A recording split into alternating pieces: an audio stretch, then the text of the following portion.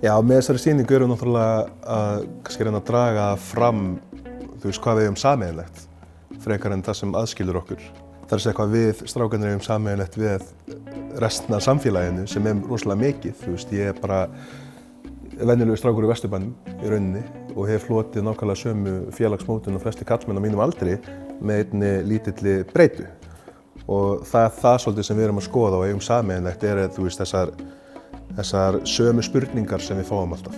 Það er frábært að vinna með þessum hóp, verður að segjast. Við höfum unnið saman áður mikið og ég og við Jonni höfum unnið rosalega mikið saman og við Unnsteinn líka sko.